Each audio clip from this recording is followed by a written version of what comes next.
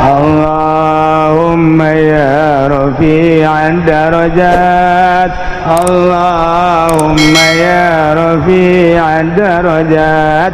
Allah tuh hese-hese ya. Nah etalah ulah kamikiran puasa, mikiran isbu baheula malam Salasa tah. Aing jadwal aing kemana malam Salasa ieu. Nah besi boga jadwal kayak Yasin di mobil. Oh masalah macam di mobil ge gitu. Jadwal naon sada kieu gilir ke nu ngora. Ndai malam Salasa maluangkeun ba'da magrib ulah ka mamana sebab meujeuhna dilaporkeun kitab urang, buku taudan urang supaya tahun kamari diasinan, tahun ieu diasinan. Ke malaikat kan neuleuna awal jeung akhir. Buku Haji Pendi mana? Awal Yasin, akhir Yasin. Sorga. Protes gaduh saja. Kok bisa dika sorgakeun? Ieu bagus cenah awal jeung akhir. Tengahna deuleu. Waduh, barang di deuleu tengahna eceng gondok malulu. Wah. Aduh cek malaikat teu ulah di deuleu tengahna awal jeung akhir eta kitab tangan di deuleu awalna, deuleu akhirna. Oh bagus ya. Bagus guys, bagus. Nah, urang sugan kitu bae. Lain pendi ieu. Di bulan Sya'ban urang osok ngayakeun nisfu Sya'ban. Saparo bulan Sya'ban pertengahan. Kangjeng Nabi mah Kangjeng Nabi dibere resep jasa puasa Senin Kemis. Kangjeng kos urang bae kitu umat. Alhamdulillah ngabohong saeutik.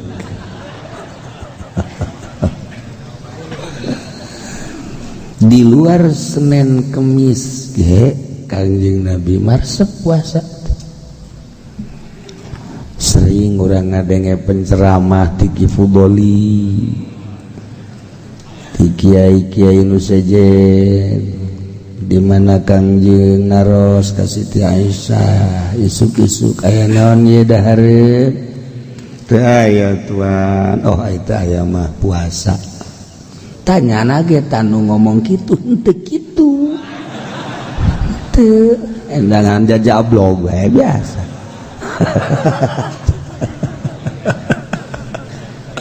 Aduh kan dongeng doang dongeng atuh dongeng aja.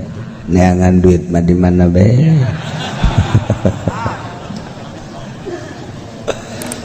Tuh. Kangjeng eta luar biasa. Ngaroskeun aya naon dinten ieu teu aya puasa. Urang mun jadi salaki kitu tah sikap urang ka pamajikan moal anu ribut. Moal aman ujian. Neng, aya naon di dap? Jatena naon ka? Puasa kakak mah. Atuh neng ge puasa mantap. Masya Allah, merigak bulu ngadengena. Merigak bulu ngadengena. Menaya maka Nabi. Neng aya naon Aisyah? Bae aya naon? Aya korma sabaraha? Aya dua orang nyarap sering hiji. Ya Allah. Mun aya hiji siring sabelah. Masya Allah. Inah. Kurang mah lain kan. Neng bae naon dah? Kos nu mere balanja bae. Haju bae teh jige galedeg dah. Datang nanyakeun mere. Urang pan ngajawab salah teu ngajawab salah. Aing nu kamari. Emang kamari mere sabaraha? Pan kamari aing mere duit ka sia 50.000 cak aing geus satauneun.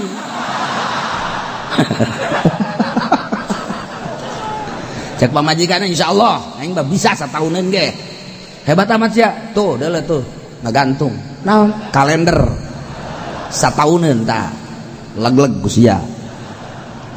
Tungtung nama geus moal beres pada eta.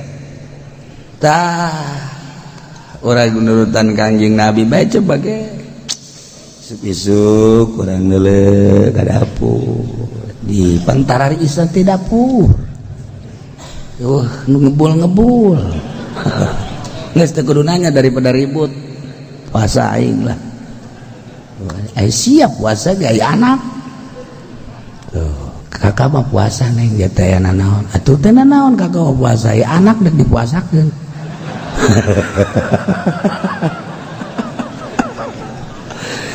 tadi nurutan Kangjeng Nabi mah tuh telok mikiran anak jadi aya anak dage para ruasa ngeunaheun nya mah urang tetep bae untuk nomor ribut deui.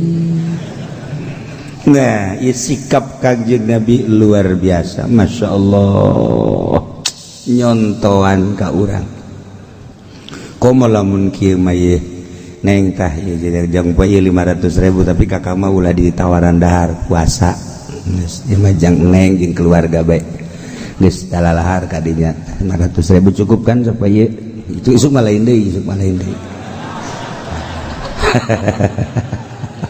geunaheun berasan kana hate ya Allah bener kakak hebat amat kak ya Allah bere deui 500 menang saminggu teh kak menang di mana teh duit kongkorong dijual itu udah ribut ka tungtungnakeun suul khotimah nah ya Kangjeng mak resep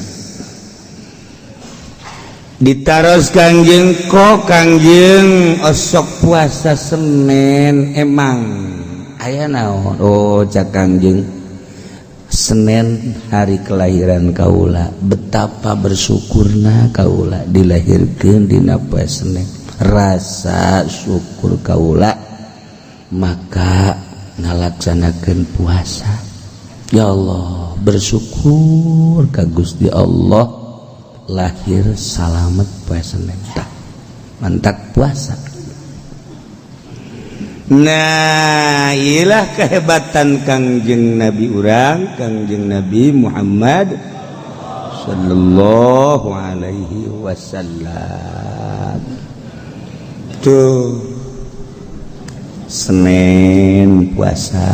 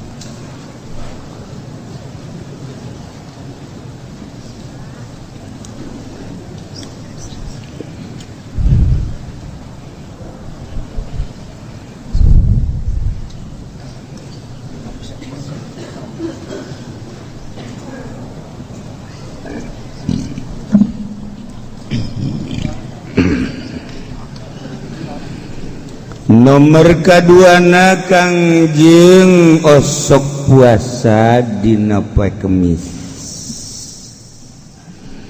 ditaros kunaon tuan sok puasa poe Kemis poe Kemis eta aya laporan amal mingguan jadi saminggu sakali amal urang dilaporkeun ke Gusti Allah poe Kemis cak Kangjeng betapa senengna resep mun buku mingguan dilaporkeun ka Gusti Allah kulana keur puasa mantak urang ge alhamdulillah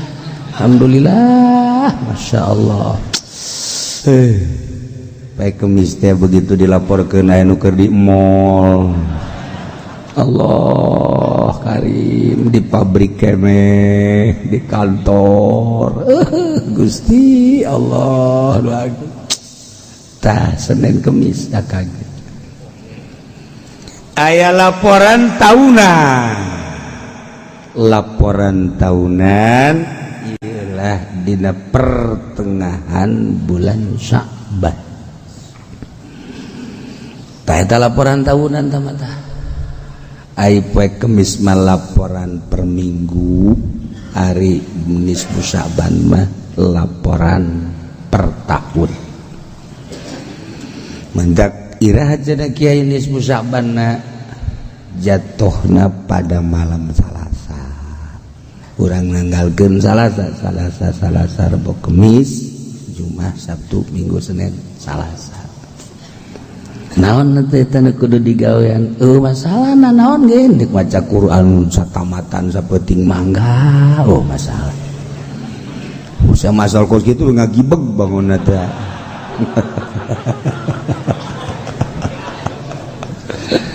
atawa dek zikir tuh 100.000 sapeting ayo masalah sholawat 4.444 cadake udah kapilih hiji ge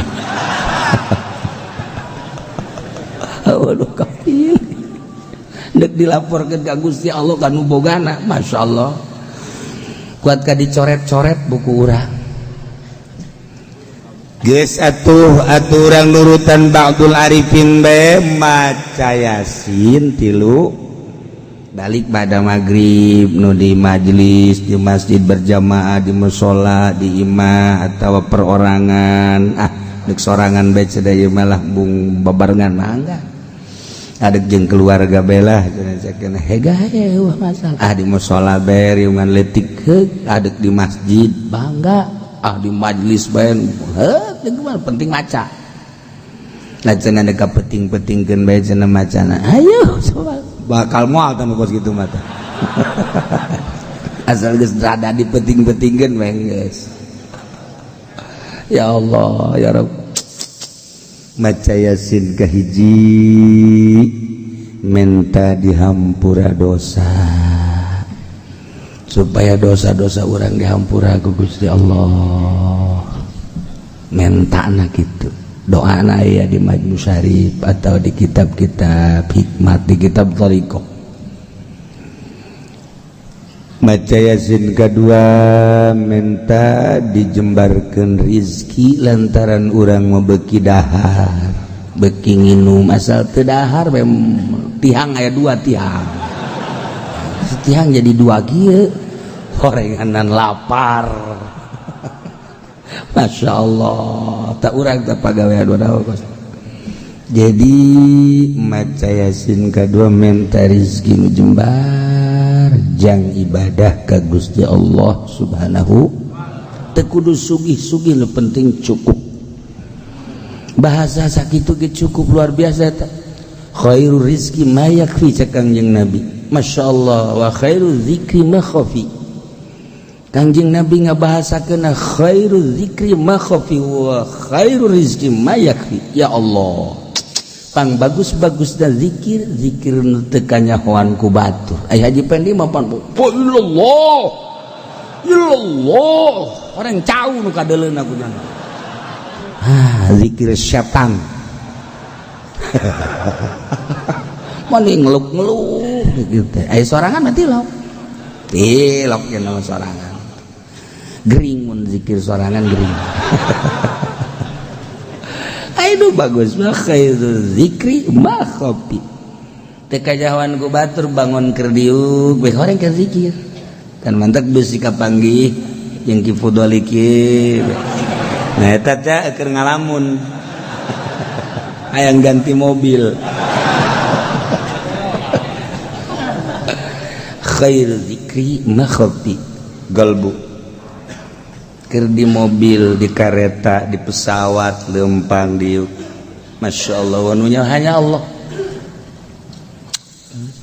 gitulah para aulia-aulia Allah subhanahu wa khairur rizki ma yakfi pang bagusna rizki nu cukup hayang dahar aya cukup hayang minum aya wareg seger hayang naik kendaraan alhamdulillah hayang sepeda aya sepeda hayang motor aya hayang mobil Lexus aya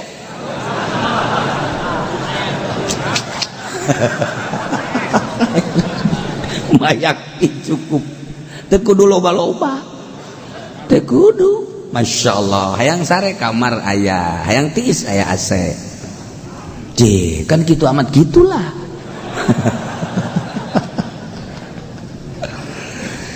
khairul rizki mayak cukup jang urang jang keluarga aya tamu bisa kasuguhan ku urang cara Kangjeng Nabi Ibrahim alaihis asal anu ka imahna kudu dahar bae percis eta saya sabalikna si eta mah teu meunang dahar Kangjeng Nabi prewasana teu malah nyadiakeun pos-pos jang jelema nu lewat supaya ulah kalaparan dahar gratis ya Allah ya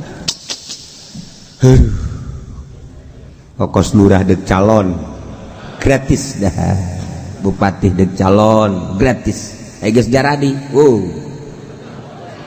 muskilah jadi malam nisfu Syaban Yasin kahiji minta dihampura dosa Yasin kedua minta dijembarkan rezeki jang ibadah nomor katilu minta diberi keyakinan ibadah ke Gusti Allah cinta mantap mahabbah tur husnul khotimah nah ke malam Salasa ajeuna kula malam Salasa ke hitungna deuk malam Rebo mangga bae masalah diserahkeun ka ente utang hitungna mah geus ente mah jagong hitung datang ka hutang ge teh impas-impas jago-jago nang hitung tah gitulah nya dina seputar bulan Sya'ban ieu nisfu Sya'ban kula mah insyaallah malam Salasa saya nu hitung malam Rebo atuh mangga eta mangga nu penting urang maca Yasin sabada maghrib aduh cenah kieu kula mah panjelema baheula teu bisa maca Yasin cenah ieu mah kulhu bae kulhu sabaraha cenah kieu kulhu 3 saya tilu loba 3 lah si gering sama leuwih ti 3 gering 3 emang nu mantak 3 kula cak Kangjeng Nabi man qara al ikhlas saja jelema nu maca surat ikhlas 3 sarua jeung Al-Qur'an nggih madak urang ngariung teh maca kulhuna 3 eta teh Al-Qur'an asal ngariung we kulhuna 3 nilaina Al-Qur'an Masya Allah cek Kangjeng Nabi sanu cepet cek Kangjeng Nabi nu bisa namatkeun Al-Qur'an bakal dibere hadiah waduh sahabat sat maraca Qur'an wah cepet Sidina Ali mah kieu Ali kudu miluan entos kan entos tamat kudu alhamdulillah pan cepet tamat macat kulhu 3 gitu pan bisa gitu pancak Tuhan jadi cak Tuhan teh cara sajelema nu maca kulhu 3 sarua jeung Al-Qur'an atuh gua mah beres eta tadi dasar minantu aing jak Kangjeng ada teu gagal Kangjeng boga minantu mantap biasa mantap cek Kangjeng Nabi ana Madinatul ilmi wa aliun babuha ulah gedong ilmu gudang ilmu ali lawangna ka mana bae kapanggih bae ku Sidina Ali mah atuh geus langsung hadiah dibikeun langsung ka Sidina Ali nu sajen kararieu bae pan cepet amat li 3 kulhu 3 kulhu sarua jeung Al-Qur'an geus batur maca Yasin nya nama kulhu 3 bae geus beres ngarokok heula tinggal cek nu maca Yasin tolol amat teh budak ulah tuh datang ka ngarokok geus ya bener deui kita kuki uci aing macana jangan ngarokok baca Yasinna sepanjang maca kulhuna sepanjang Yasin jadi batur maca Yasin ieu mah kulhu bae terus ulah gancang-gancang Bismillahirrahmanirrahim. Qul huwallahu ahadun illahus samad lam yalid wa lam yulad wa lam yakul lahu kufuwan. Terus ke batur eureun Yasin cenah ini. Kemulayane nu kadua kitu kene. Katilu kitu kene. Kulhu ge cenah kulo mah teu bisa ke. Teu bisa je kulo maca kulhu. Bismillah. Bismillah ge cenah coba dengekeun bismillahirrahmanirrahim. Eta bae. Enggak saya masih mah gitu sakit itu kayak kasur gages pokoknya bisa ada sakit itu kuat tuh hese ya nah etalah ulah mikiran puasa mikiran ismu baheula malam Salasa tah aing jadwal aing kemana malam Salasa ieu nah besi boga jadwal kayak Yasin di mobil oh masalah macam sini mobil ge gitu jadwal naon cenah kiai gilir ke nu ngora da ieu malam Salasa maluangkeun ba'da magrib ulah ka mamana sebab meujeuhna dilaporkeun kitab urang buku taudan urang supaya tahun kamari diasinan tahun ieu diasinan ke malaikat kan neuleuna awal jeung akhir buku Haji Pendi mana? Awal Yasin, akhir Yasin. Sorga. Protes ya dosa aja. Kok bisa dikasorgakeun? Iya bagus cenah awal jeung akhir. Tengahna deuleu.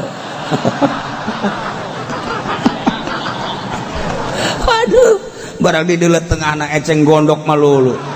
Wah.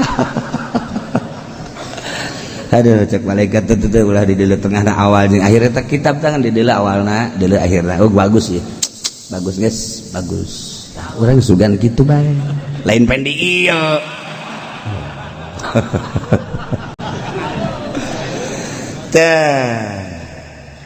Nisfu Sya'ban. Sanajan aya nu ngabidah oh, tapi lamun salat maula. Aya salat nisfu Sya'ban. Mi'atar rakaat 100 rakaat ulah bid'ah. Bisi aya di lembur-lembur di musola-musola nu ngalaksanakeun salat nisfu Sya'ban urang ulah milu ulah ye atuh kiai itu sanajan teu dilarang emang embung ieu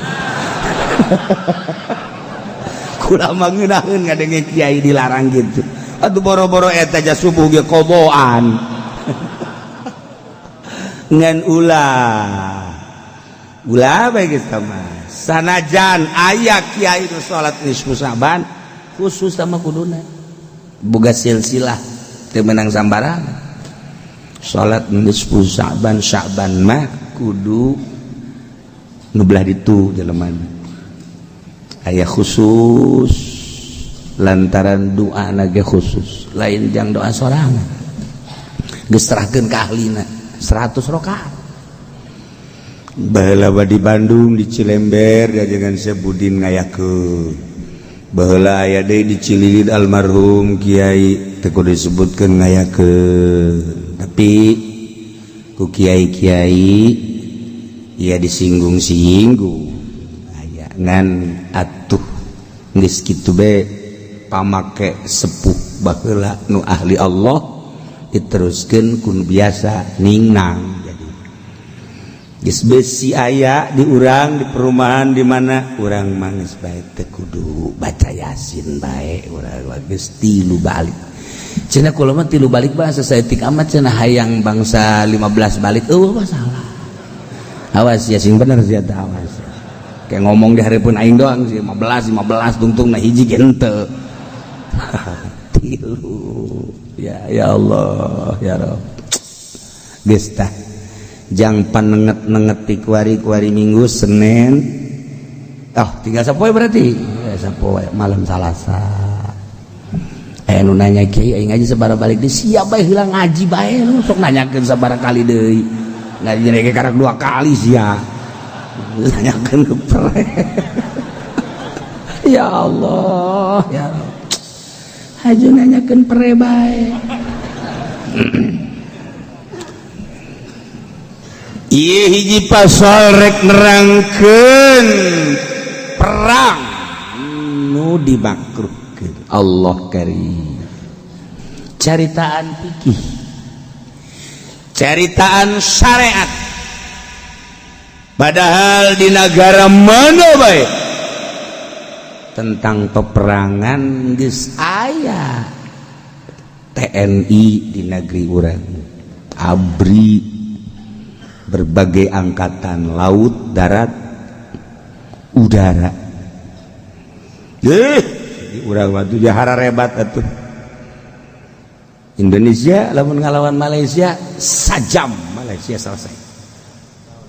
Jarago Indonesia. Indonesia ngalawan Australia menang Indonesia, perangkeun coba gehabek. Kena parah ya ABRI. Menang orang jeung Australia jago orang mah. Indonesia teh ulah lalaga. Ih. Jeung Amerika ge Amerika hampir tanding. Hampir tanding mun henteu itu nu eleh urang.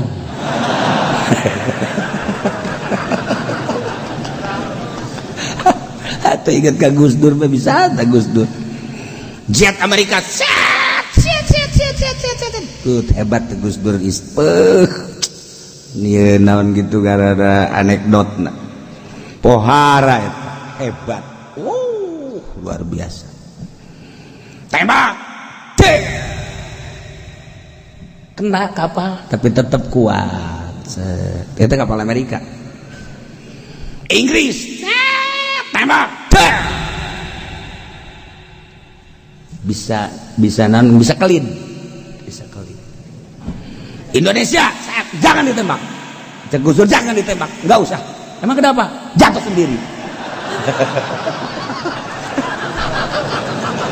Hayam eta Gus Dur, enggak usah ditembak, ntar jatuh sendiri. Aduh.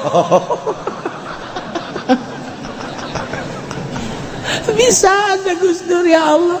Geus ka arti kurang lagi satu Gus Dur kudu diperangkeun cek. Ya Gus Dur enggak usah perang dengan Amerika, pada jatuh entar.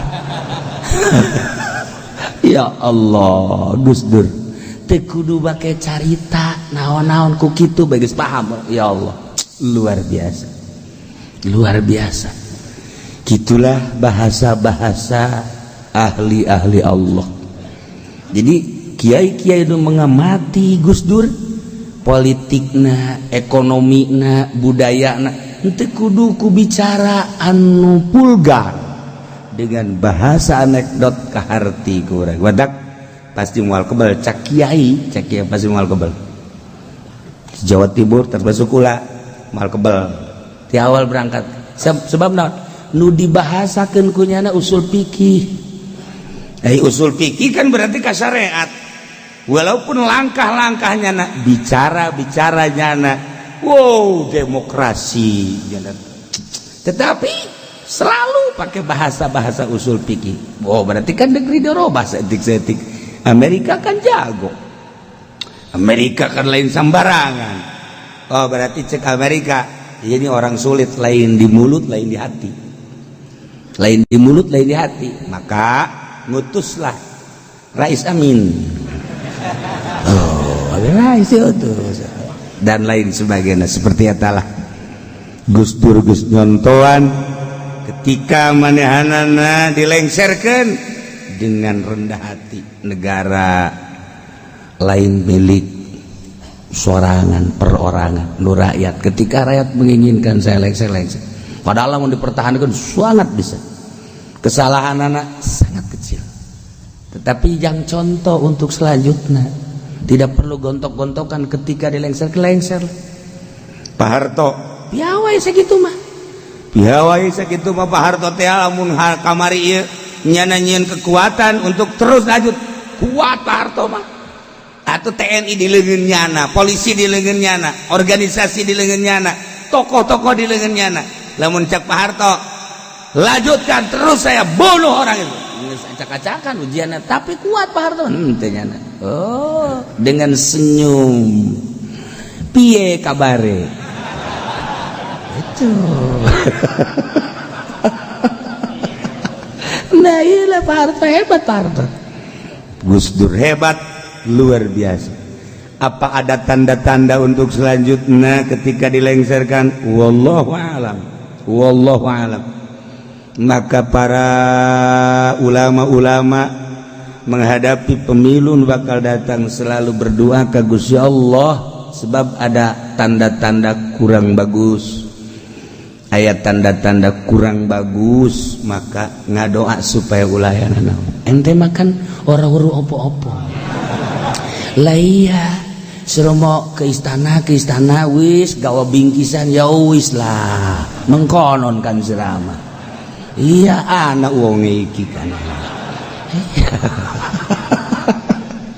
Lain eta tajakeun ka Habib A, tajakeun ka Habib C, tajakeun ka Habib D anu geus teu mireung kana dunia.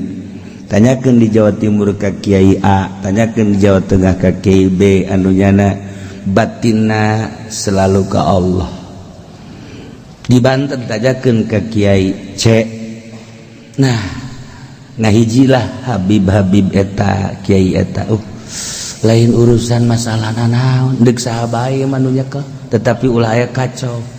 Sebab urang kuari disetir ku dua. Bahana cenah Kiai. Nah eta nu hesena kos kitu.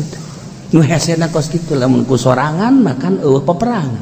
Tapi lamun ku dua kan jadi perang. Selalu berdoa teh jang keamanan. Sampai saat itu can aya tanda-tanda.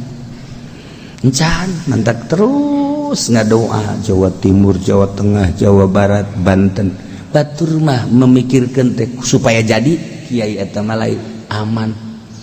Ya Allah supaya ulah aya naon-naon mengarah kana kurang kondusif. Tah, urang lamun ngomong ka dia kondusif ngarti coba ka belah dia. Naon si Haji kondusif. Nah, naon ja kondusif? Tah teh. Cak Haji pendek apa sih kondusif? Kakar kada yang maja kondusif. Nanya deui ka kiai, kiai naon? Aing ge teu ngarti jaing. Tah, iyalah. Keur carita peperangan. Di sebuah negara aya imam. Lamun urang nyaritakeun imam sing ade imam teh pamimpin. Tapi lamun di Iran imam teh imam Syiah.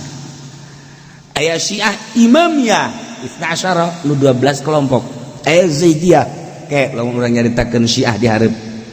Ieu mah keur carita tentang imam, pemimpin, raja, yakni sultan atau di urang presiden, imam. Negara Indonesia kuari diserang ku Amerika atau diserang ku RRC, ai diserang ku senjata mah langsung tempur. Mau tidak mau rakyat bangudang kajian kukumaha ge. Ye atuh rakyat ge moal cicingeun. Ujianana golok tarang hau ge di kieu-kieu. Jang naon we? Mencit sia. Lalu ngomong sia. Ujian lah pokoknya Indonesia mah terkenal jasa Indonesia teh lain jelema sembarangan. Lain jelema sembarangan eta teh masih diperhitungkeun ku Belanda. Lantaran pernah terjadi lain sekali ketika Kapten Belanda kas nembak lompatnya tapak sukuna ku kiai ngan sakadar dikitukeun dong kesek paeh gitu tapak suku taya Indonesia teh eta teh dibaca di Belanda. Mistik-mistik seperti eta teh masih kena diperhitungkan di Indonesia. Sebab lawan loba jasa anu lalaki beungeutna jore pamajikanna geulis ieu teu wajar. Ieu teu wajar kajen kumaha aya permainan mistik ieu. Ya ieu kasep kawin kanu geulis biasa. Nu jore kawin kanu jore luar biasa. Ieu kan jore jasa beungeut perang. Teu wajar kos ieu mah kuduna ge aya di pedalaman Sumatera tapi pamajikanna geulis. Nah pasti kan ieu lumpat ka kiai make inni raaitu ahda asyara ya aya kene kemanjuran deui keur carita sejarah Indonesia. Tapi lamun urang ningali raja sihir atuh baheula nu ngalawan Kangjeng Nabi Musa alaihi salam. Raja sihir diturunkan Israel berarti di Israel eta kan deket Suriah, ke Suriah kan deket kadina ka Maroko. Mantap kamari ditanya di Maroko si aya sihir, nanya kasih mah nutupan, nanya kasih mah nutupan. Dua orang Maroko tah nu bareng dina beus nanya kasih mah. Oh.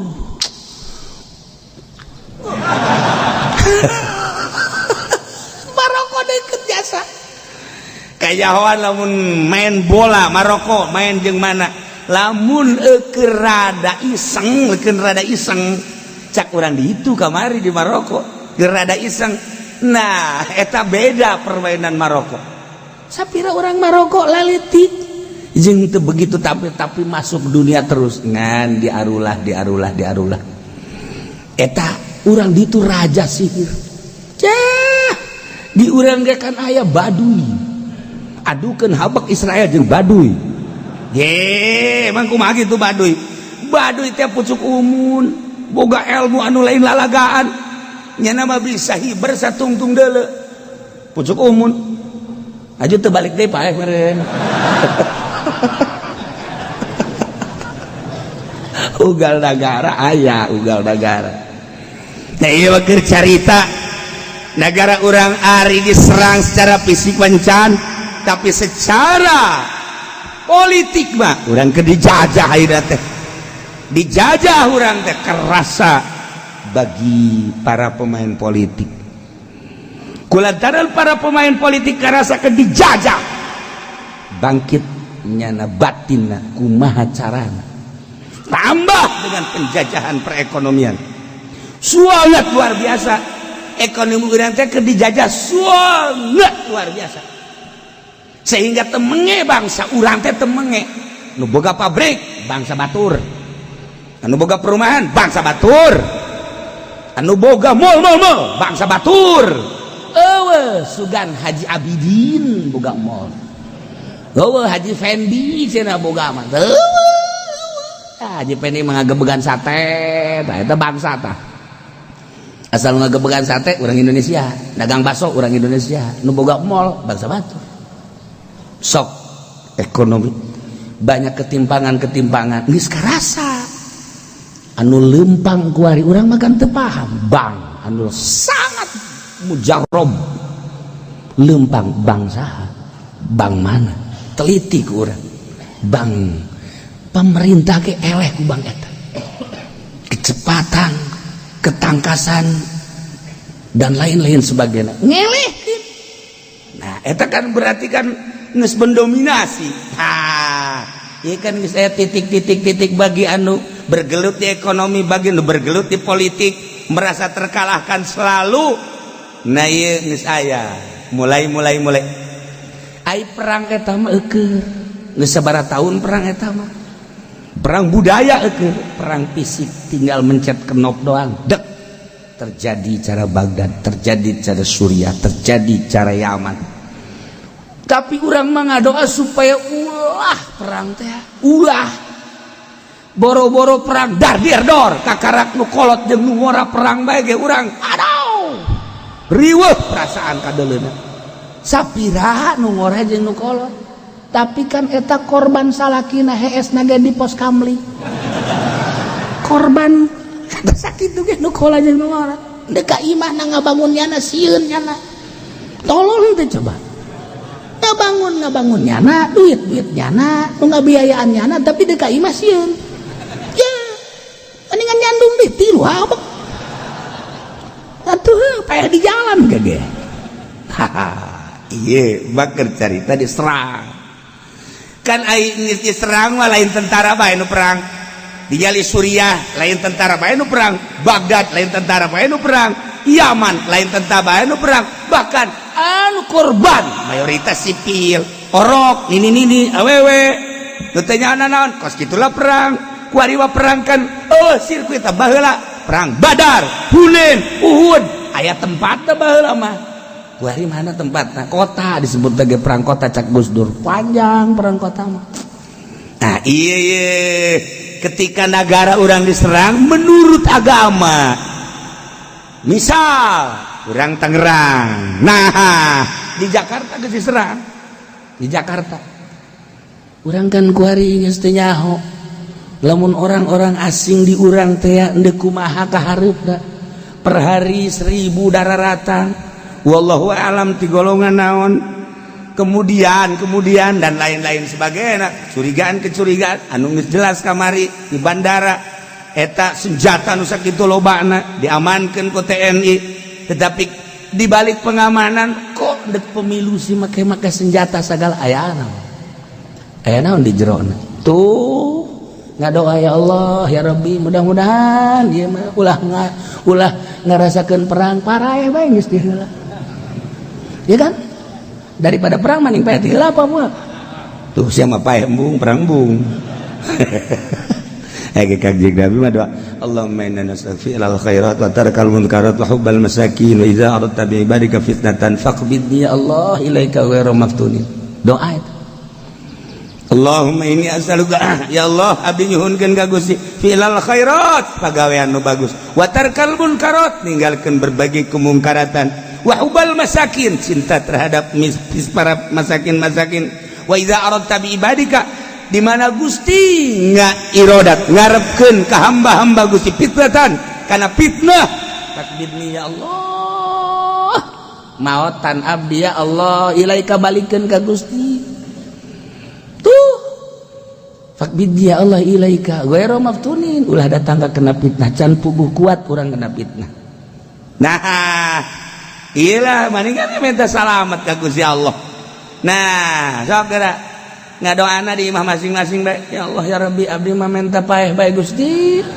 emang gunaon kredit teu kuat ya fitnah kreatif betapa lain kredit teu kuat bayar tapi tak korak sia gara-garana aya deui ya Allah ya Rabbi abdi mah paehan bae ku Gusti emang nu kolot galak ge atuh teu teh kudu menta paeh kawin deui hayu Gusti imah fitnah anu bakal ngaleungitkeun kana akidah nu urang bakal moal kuat geus beta ka Gusti Allah tah doana nu tadi apalkeun tah doa eta doa menta paeh henteu lah cenah kieu doa eta mah ulah ka ditalar cenah sia mah nalarna ya goniyu ya agnini agnita asal agnini bae ditalar bangsa doa menta paeh mah henteu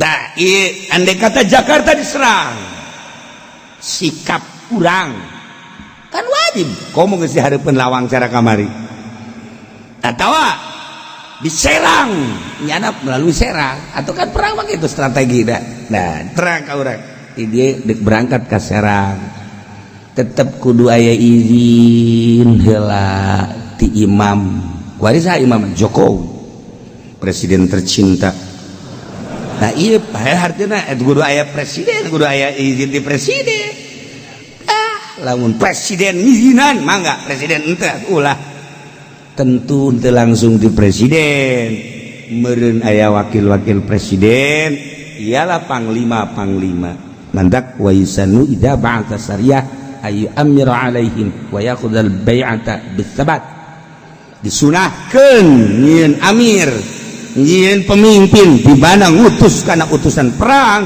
supaya nyieun pemimpin jeung kudu beat sumpah setia cara beat di zaman Kangjeng Nabi Muhammad sallallahu alaihi wasallam. Nah, makruh ngalaksanakeun perang bi ghairi idnil imam tanpa aya izin imam. Andai kata musuh aya diserang, urang dek berangkat ka serang tanpa izin ti imam makruh. Atau naib imam tanpa izin ti naib imam yakni panglima nah urang tanpa izin makruh teu meunang berangkat kecuali mendesak masalah lamun mendesak mah lamun urang minta izin heula ieu moal kaburu bakal kaserang manten hege masalah nomor kedua bisa pot maksud aya futahul maksud bizihabil istizan. Nah guys atuh aikos kitu mah lanjutkeun jadi lamun tenang suasanana tetap kudu aya izin tapi lamun geus mendesak teu kudu izin langsung berangkat deuh urang atuh geus dijagaan ku ari mah perang ti luhur aya panglima turun ke handap aya kodim korem turun deui ka dieu ka kecamatan aya koramil atuh geus urang mah teu kudu perang ngan jang perang saeutik tentara teh eta sapira sebagai koramil eta teh jeung danramilna ngan sabaraha urang kecamatan teh sebuah ribu sadesa bae ge pasar Sukamantri sadesa aya 12.000 na jelema can desa itu sekecamatan sabaraha puluh ribu manusia eta koramilna tentarana saeutik kabagian orang babinsa teh ngan saukur 2 sa ieu sakasa sanon sadesa 2 ya atuh lamun sadesa 2 mah lamun kaburu penyerangan geus paeh ti heula nya paeh ti heula kurang mantak nu kudu loba mah nu jari abri sebenarnya kudu loba-lobaan polisi di urang polisi jeung TNI jeung abri lobaan polisi dan abri yun perang saudara deket ya perang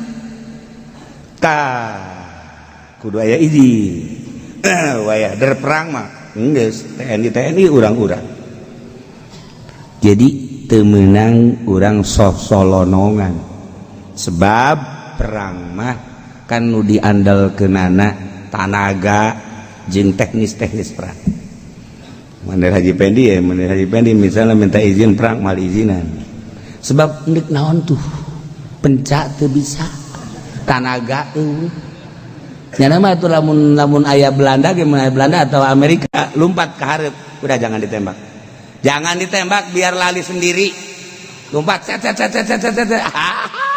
meter ge geus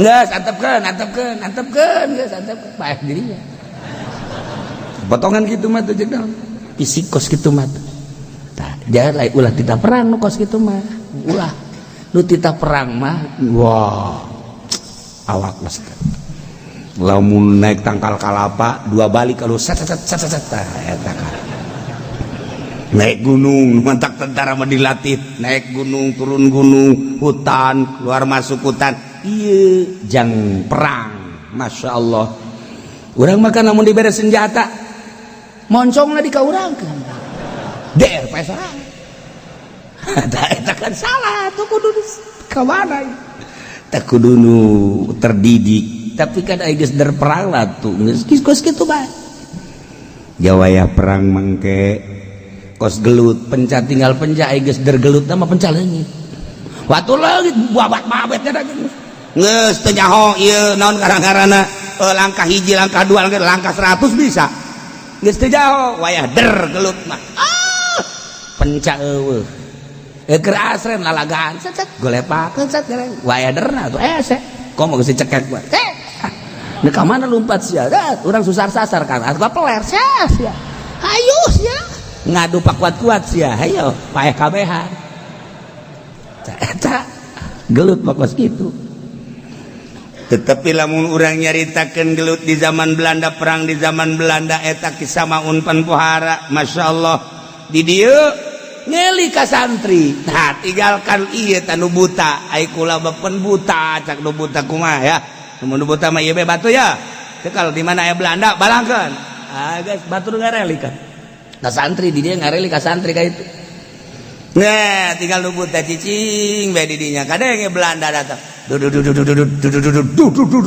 langsung nyari balang jagung batu segede cingin jadi bom Belanda kaget ada bom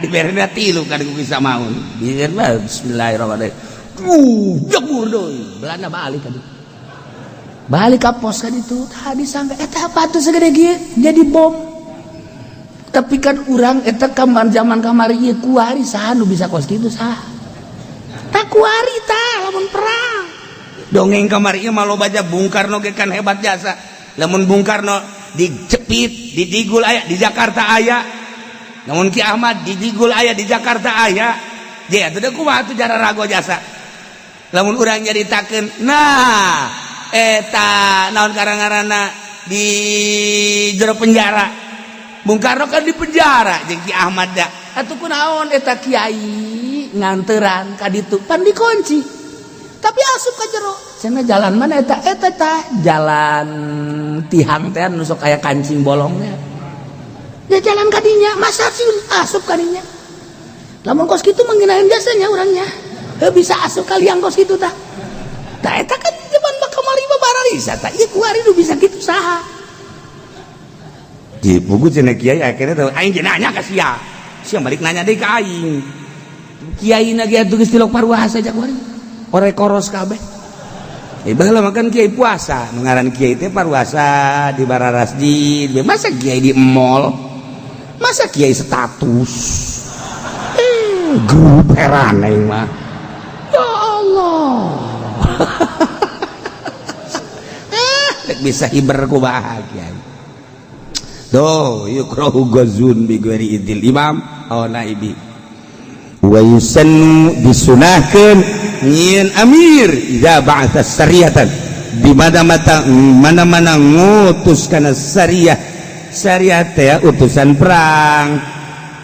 perang anu jumlahna 400 ngaranna 400 ganap ngaranna sariyah tak cek Kangjeng Nabi nu mantak di ngaradan sariyah lantaran asri fil lail lempangna ti peuting cek Kangjeng Nabi khairul ashab arba'atun wa khairus saraya arba'atun ya wa khairul jaysh arba'atu alaf walan tagliba 12 alfan min killah pang bagus-bagus sahabat khairul ashab arba'ah opat Abu Bakar Umar Utsman Ali wa khairus saraya arba'u mi'ah pang bagus-bagusna syariah utusan perang 400 kan aya 50 aya 100 aya pang bagusna 400 wa khairul jaysh arba'atu alaf pang bagusna tentara 4000 sekali diiangkeun 4000 nah iyalah lamun utusan perang ngaranna syariah sunah nyieun amir geus teu kudu dibejaan ieu mah geus aya di strategi TNI ieu mah pasti malah mah tiap-tiap kompi sakompina sabaraha aya geus pamimpinan kompi urang mah kan teu nyaho urang mah teu nyaho nah ieu geus diatur eta sakompi ieu pamimpinna kompi ieu pamimpinna kompi ieu dipimpinlah oleh seorang panglima kos gitulah kemudian wa yaqudal bayat disabat ujung wajib beat sumpah setia tidak akan mundur selangkah pun eta nu hese kan sumpah nata model abri model petinju teh kajen teh nya geus ngaleh-leh bae lamun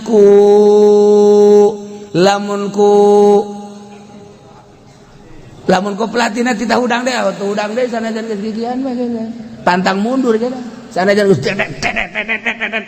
geus terus ngalawan bae hayang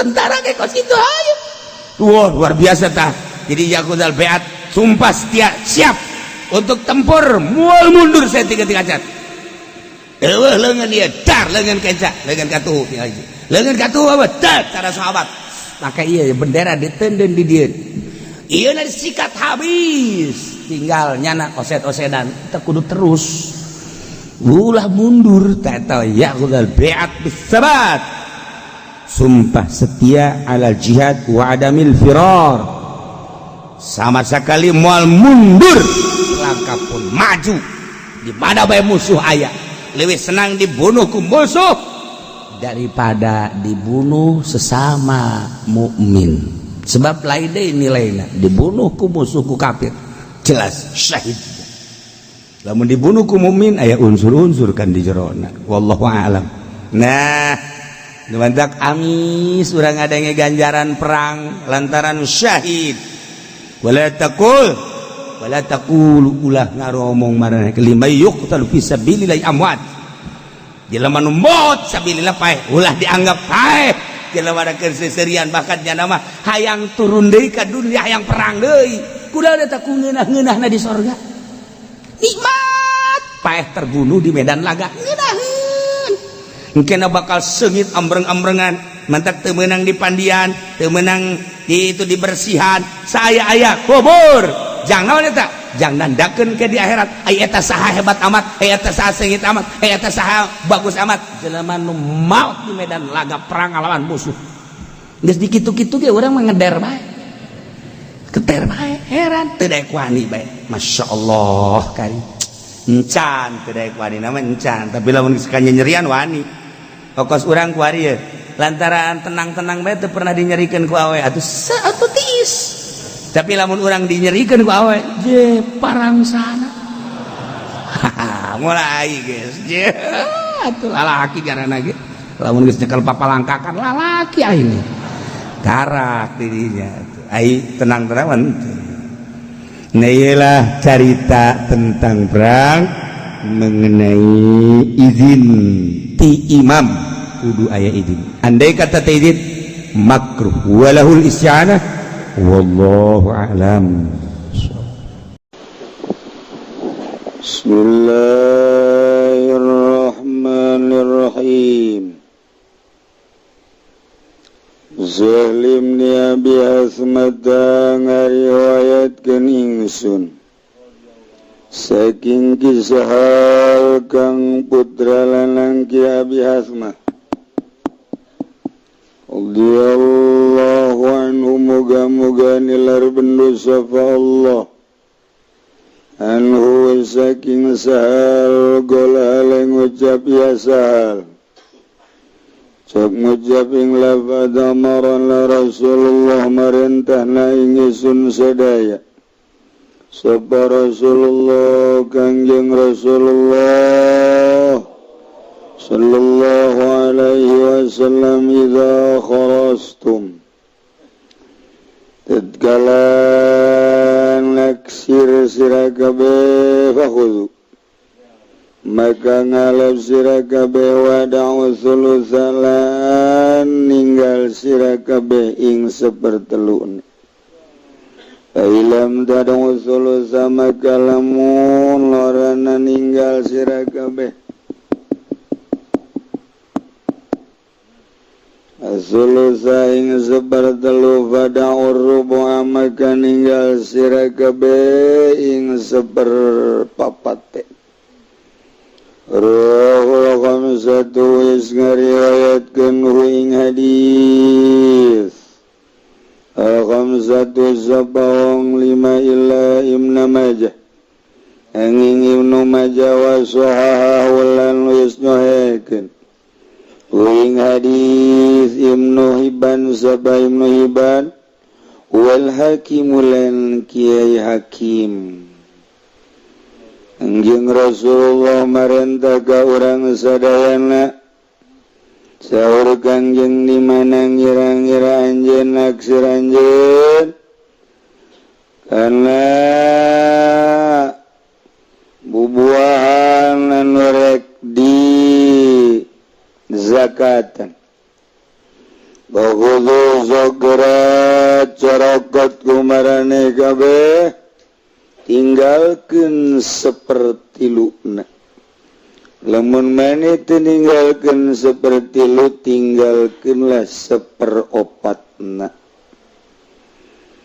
kitulah cara ngira-ngira dina barang supaya ketika aya kekurangan-kekuranganna gampang al-manal ijmali utawi ikilah mana kang bangsa kasimpulan amara syari'ul hakim al-kharisina marentah sapa syari'ul hakim yane kanjeng al-kharisina ingong kang naksir kabeh minal jabin saking wong kang narik zakat kabeh ayo khaffifu fi khirsihim fi kharsihim yen ta ngentengkeun ya kharisin ing dalem taksiranana kharis an ahlil mali saking ahli harta wa zalika tawi mangkono takhfif iku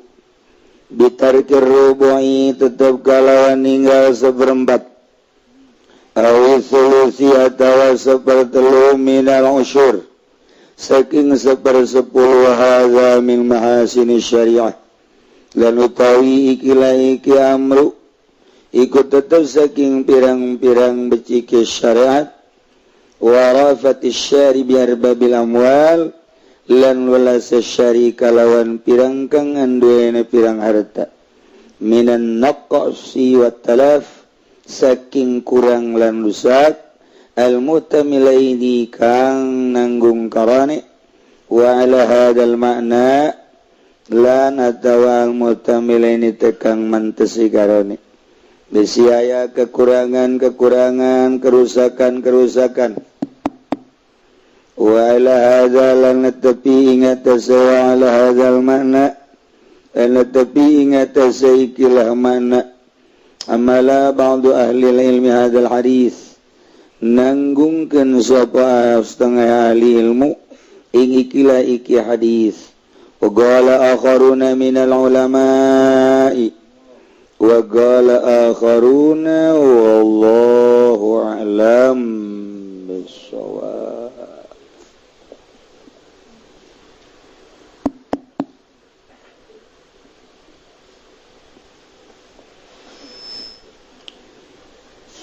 Bismillahirrahmanirrahim amma ba'du naponing dalam sausana ikilah mazkur minal basmalah walhamdulillah wassalat wassalam ala man dzukir ya qulul gausul azamu maka bakal ngucap Sofa al-Gausul Azam Al-Kutub Rabbani kang dari kutub kang bangsa Rabbani kang bangsa pangeran wal haikal samadani lan haikal kang bangsa Samadan wal kindilul lami'un nurani lan kindil kang cumaleret kang bangsa cahaya sultanul awliya'i wal arifin kang dadi rajane pirang-pirang wali lan ahli marifat kabeh burhanul asfiya'i wal rasilin kang dadi hujah dalil pirang-pirang kang bening ati lan kang tepung kabeh maring Allah bazullah kang dadi lintang Allah al-ashabu kang mencor maulana wa sayyiduna wa qurwatuna ilallah ta'ala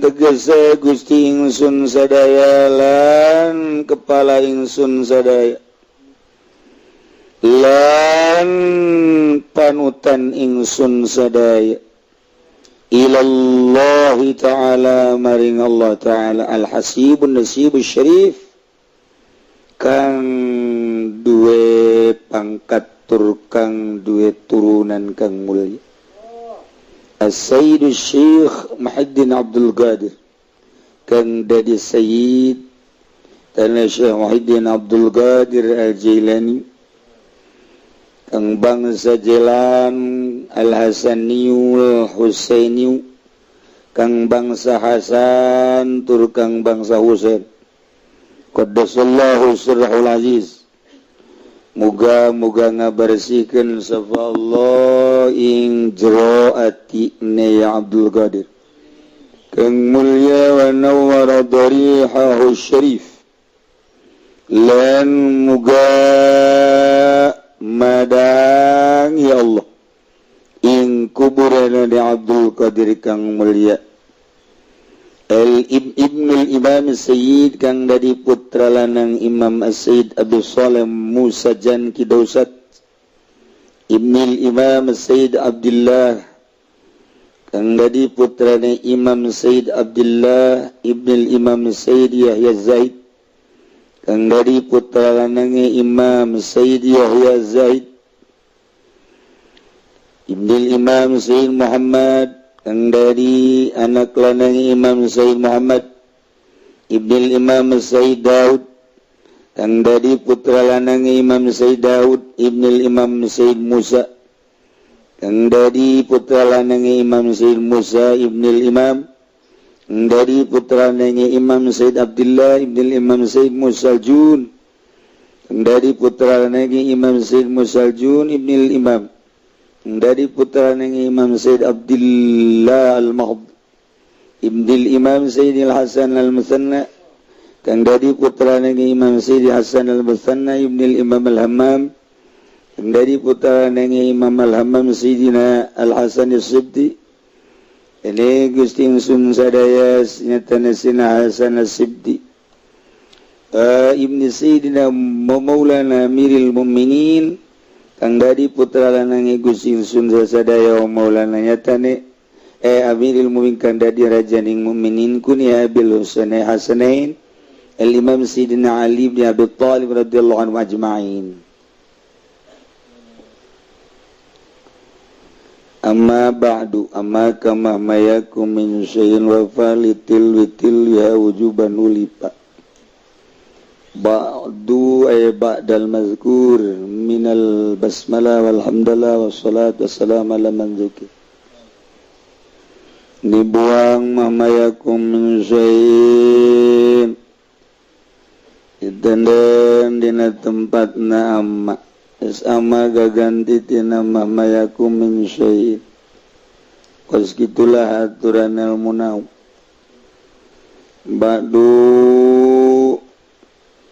dibuang mudhof ilaihna wajib dimamnikan kana dhammah qablu ka gairu ba'du asbawalu wadun wajata dan wa ngaji budak letik ngaji budak letik kos gitu lawarok tawa gaji kos gitu sama ba'du setiap kanjeng nyarios lalu dipisah maka amma ba'du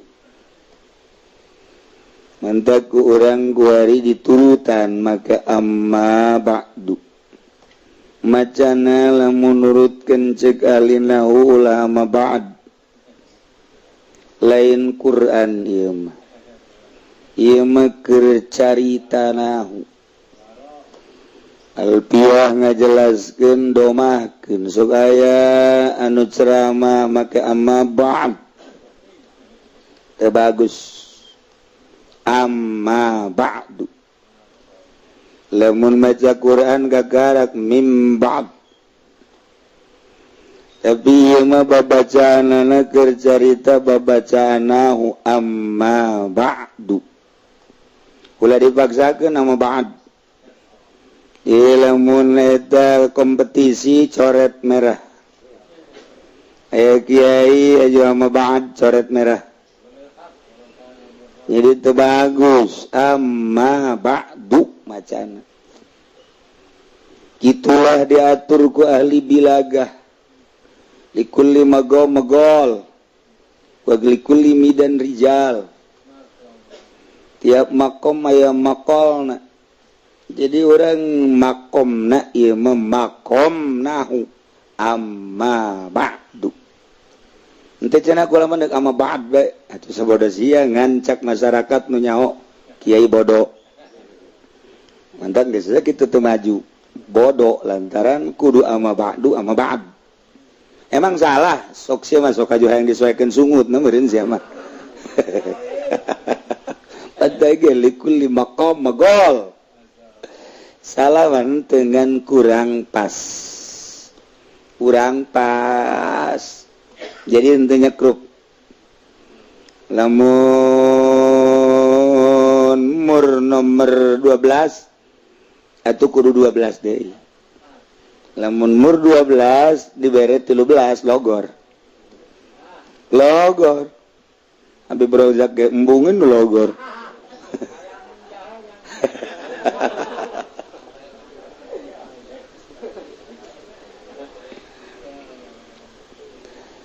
tawakulu aya apaan didinya teh wajib kudu ditendenan pak litil ya wujuban ulipa lamun teu aya apaan berarti salah sana salah neraka jahanam bolak lain dia lain urusan neraka ieu mah mata turika udah maiban ketika sesuai jeung aturan nahu maka tercelaklah orang nu ngomongna maka bisa diajukan bodoh amma ba'du fayaqulu bakal nyarita seorang rajaning wali dengan gelar Gausul Azam gelar Kutubur Rabbani di Jakarta aya tokoh Rabbani aya di Jakarta opat tingkat di wah tokoh Rabbani eusina sempak jeung cangcut belon ta tokoh aduh ngisin-ngisin we wara mewah tokohna itu tokoh Rabbani teu kira-kira budak nyeun tokoh Masya Allah barang asup ka jero urang gambarna gambal aya wal haikalus somadani gelar-gelar unggul wal kindilul lamiun nurani sultanul awliya wal arifin burhanul asfiya wal wasilin bazullahil ashab maulana wa sayyiduna wa qudwatuna ilallah ta'ala al-hasibun nasibus syarif as-sayyidus syekh Muhyiddin Abdul Qadir al-Jailani al-Hasaniyul Husaini ditinjau ti Bapak Hasan ti Ibu Husain qaddasallahu sirrahul aziz mandak cek Syafadil lebih bagus membaca radhiyallahu an dibandingkan qaddasallahu sirrah waktu keur ngaji di dieu lamun urang ningali dina kitab fatawi kurang bagus jadinya melihat satu sisi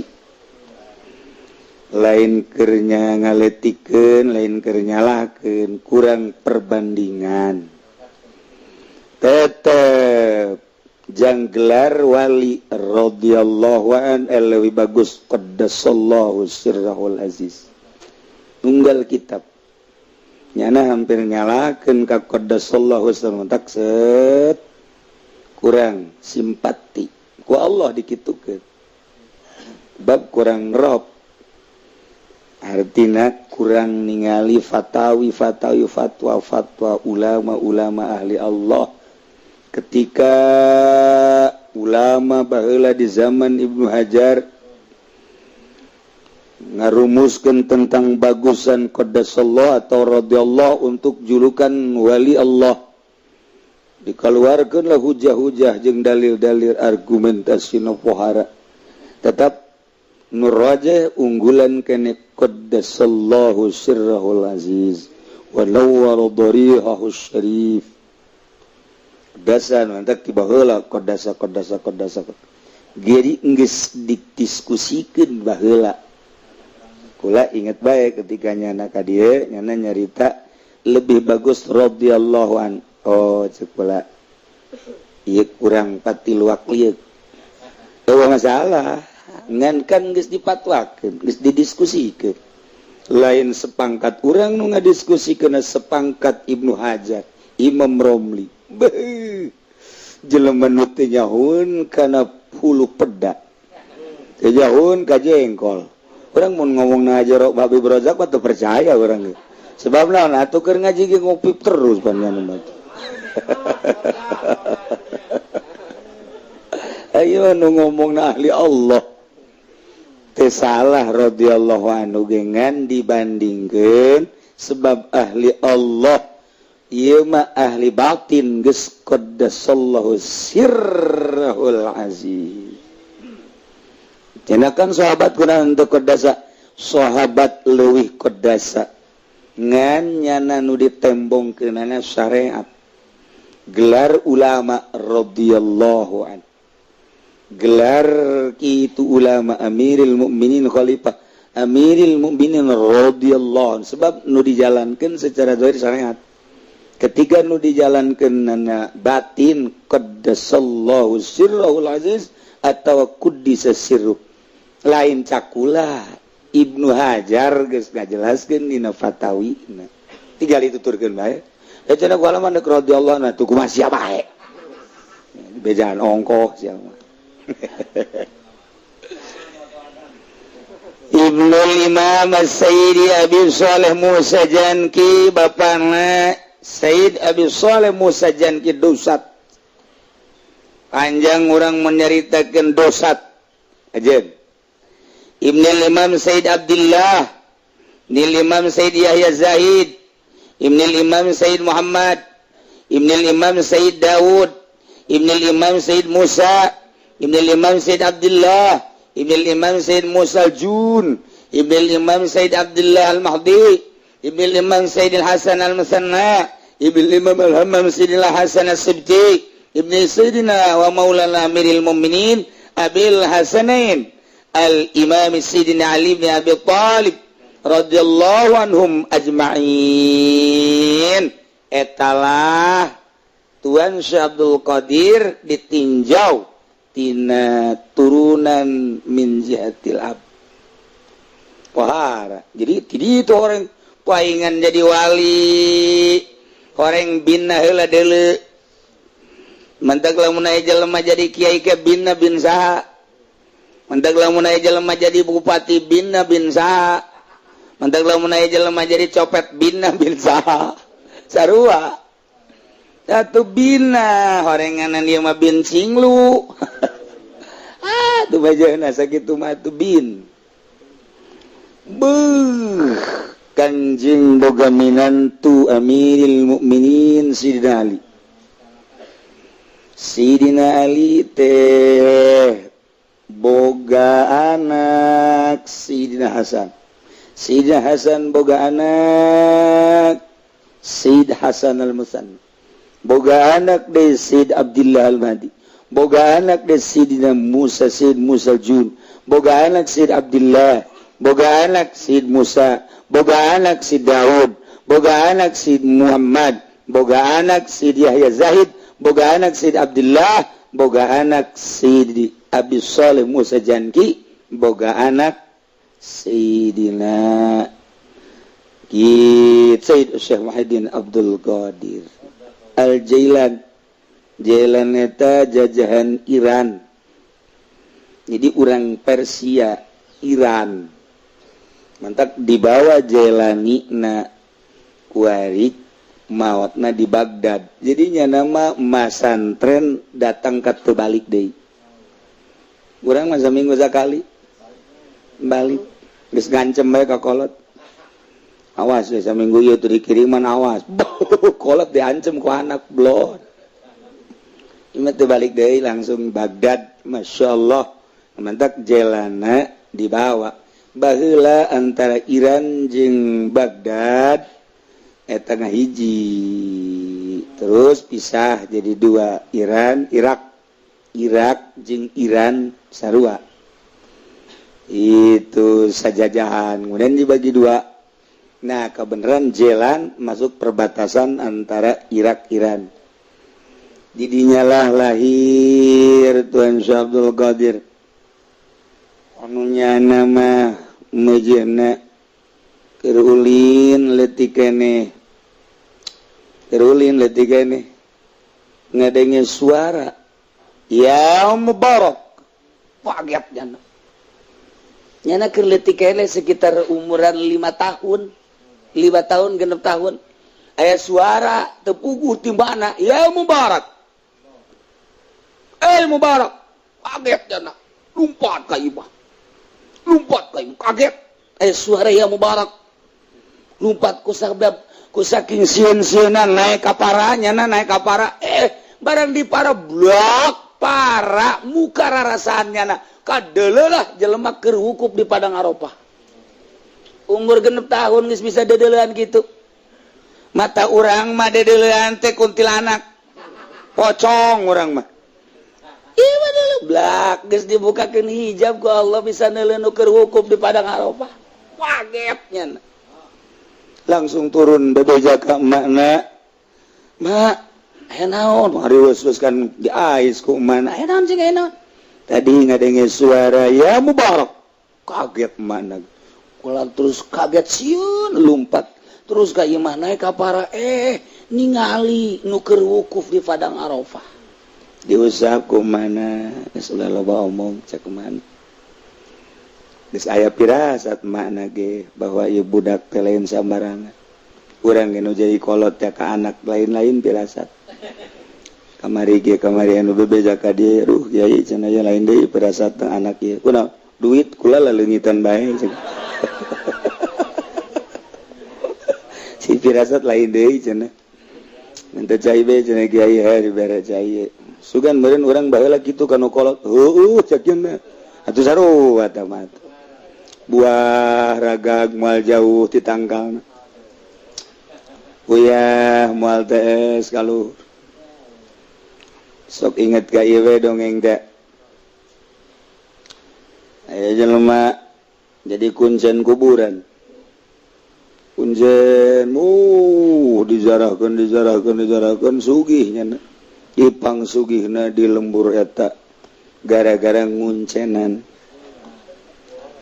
akhirna nyana boga anak hiji-hijina dede jeung nyaah aduh nyana nganasehatan ka anakna nak belajarnya ke ku abah dianterkeun ulah cara abah jadi kuncen ulahnya anak masing pinter ngajahan ngaji jadi ulah jadi kuncen cara abah geus we abah mah geus nasib beureun mohon atuh bah cek akhirna langsung dianterkeun baheula mah tu naik begal himar dianterkeun masantren geus bae bapana balik deui pesantren di pesantren itu segitu jauhnya bebekelan segala loba teu betah nyana pindah tanpa bebeja deui ka bapana lah pindahlah cek nyana pindah ringkid deui pindah deuk ka pesantren sejen ngan pas tengah-tengah antara pesantren nukunyana dipindahan jeung nu dipindahan begalna pae begal bae aduh jangan aya kendaraan hok jasa aduh ti jauh ka dieu itu begal diurusan guna lah dikubur bae lah jangan dikubur ta begal sisi jalan kubur nyana kieu bae merenung nyana teh merenung aing leumpang begal eueuh sapoe dua poe tilu poe di dinya merenungkeun begal horeng aya nu ngintip orang anu ngintip nyana merenung gitu teh datang gadinya ditanya saya kunaon cicing didinya aduh cenah ieu sanaon ieu kuburan sa kuburan nu soleh saknya teh lah kuburan keur dijarahan we milu atuh kula jarah milu nya didinya dipanggarakeun takunyana terus eta bebeja pang euy aya nu soleh saknya di ditu anyar jelema ge teu ka mana-mana muridna meureun saknyana ieu urang zarah ti mimiti urang dinya terus pedagang pejabat zarah nyana nu ngazarah-zarahkeunan bo rame atuh sugih nyana ngazarah-zarahkeun jadi pangsugihna di lembur eta kuari kasrod nusok zarah ka kuburan nusok dizarah-zarahkeun ku bapana teh pindah ka dija zarahna cak bapana sial amat ieu kuburan anyar persaingan ketat ya kos di DPR we gitu akhirnya bapana lantaran aset rada kurang ya kurang geus leuwih ti 50% ya kurang cobalah cek jana aing ningali ka kuburan itu aing zarah lah ka ditu katarik nya ge zarah ka ditu oh jauh tuh barang zarah kaget kuncena anakna ih beja anak aing nya teh aju pelukan ngobrol ceng siapan gua abah di pesantren keun mbah ayo kunaon atuh jadi kuncen ieu geus pang tahun-tahun abah mah ngarep-ngarep sia balik jadi kiai geus kieu meureun nasibna mbah cek nya teh lain kitu helanan kumaha lalakonna kula teu betah bah di dinya jeung kula pindah harita bangsa 7 tahun ka tukang kan atau 10 heeh jeung kula terus pindah begal tengah jalan baik aja dikubur kukula iya jadi kuburan begal nuti abah teh Mbah jadi ramenya begal kayaknya bal aja siapa bejana kumaha jelema soleh Masya Allah itu nusok di jarahan ku abah teh anu dikuncir mana begal eta sial horeganan sarua kuburan begal ge be kan mantak ge buah ragag moal jauh ti tangkalna wajen ku kumaha ge kitu bae di ditu emak begal di dia anak begal sarua tah jadi kulantaran menang naon gitu ngaranna di Paraban menang hasil kuncen atuh jadi kuncen deui di dituna hasilna menang hasil ti DPR atau anakna ge minimal jadi pemalingan lah ti dituna hasil menang polisi anakna minimal nyana teh meresan rakyat bae atuh kumaha ti dituna polisi deui abri deui emang karar itu atawa sanajan teu akur tipe anu mantap urang dek masantrenkeun anak sing ada biaya lamun hasil nyaloan anakna di pondokna jadi calo bae ulah eta sing ada eta nah ieu sing ada tah ieu urang teh barang dahar cek soleh teh mah jagi soleh atuh cenah kula mah atuh menang berkat ya alhamdulillah anakna kuari ngariung bae atuh berantaran nyanana menang berkat bae diparabkeun ka anak atuh anakna kuari beuki ngariung urusan bisa ngaji jeung teh lain urusan tuh mah nu penting mah nyana teh hasil ngariung dibikeun ka anak-anakna ge beuki ngariung bae asal anu ngondang ngariung mah marah tah ti ngariung deui gitu mantak sing hade urang boga anak aya nu mere ieu ti pamarentah ti bupati teh lah ti dandim teh ti camat teh omat ulah dibikeun jeung ulah didaharkeun ka anak cukup urang bae legleg ieu taduh kunaon teh urang ge ulah cilaka bensin dah numantak ku ari kiai jauh jeung Allah bensinna ti bupati sedengkeun bensin ti bupati mah jurusan ibadah sebab tina pajak ulah kaget lamun kiai lazat tina ibadah ulah kaget lamun kiai jadi sangheuk ku ari ibadah ulah kaget lamun kiai hudang ti peuting haju pulang nya bensin lah 2 tak bensinna ulah sok disalahkeun kumaha haji suzon ka kiai deh kiai eta mah ngomongna sangeunahna bae cek nya mah kumaha meureunanan suzon bensinna merepet bau kana irungna ge dilompatkeun gas bok bodet teh daek leumpang eta 2 tak eta kitu nah ieu kiai anu barang daharna ti pamarentah ieu bensin 2 tak hiji moal aya lazat ibadah cain cakula cek ahli-ahli Allah kumaha bensina nah iyalah lamun urang kira-kira kurang bagus ulah didahar ku urang ulah sok dibikeun ka anak urang ngadahar hasil ti pamarentah kemudian jadi daging jadi getih jadilah cai mani kemudian dijimakeun ka pamajikan terus bondal jadi anak eta bensin udang pamarentah teh jadi anak kuari anakna hayang namanya hape urang nonton TV bae geus diulah-ulah ge ku kolotna ieu ku tapadina cai manisna hasil bukti bupati diturunkeun ka anak bidakeun ngaji anakna macan koran bae deres koran bangsa Kompas mah Merdeka ieu mah pokok Masya Allah di Bitung ada gorong-gorong kos kota makan kos gitu ada bungkusan hitam ternyata bayi kecil tolol eta Bitung eta kos gitu Masya Allah jelema kasep bungutna di matana di hideungan inilah sosok orang Cikupa yang telah menggagahi nenek-nenek goblok eta kos gitu eta kos kota eta kos gitu moal pinter sia macaan kos kota bae mah moal dijamin moal pinter kajian goko mah ge mun urang maca koran Merdeka Kompas eta kelas-kelas internasional ulah bila perlu bahasa Inggris bacaan kurang teu ngarti los baca geus urang woi rame amat ieu baca horenganan ti balik nyana bebeja ka anakna nak mobil ti balik mana tuh geuleuh bana di luhur atuh lain mobilna ti balik ba korana oh korana emang sia laki-laki orengan dibrojak tuh gitu. Bodoh mah dibawa ke mana guys. Ya iya, bapak nak kuncen, anak nak jadi kuncen meujeuna. Nah, wa inna nasaba waliyati hadratis sidina wallahu a'lam bissawab.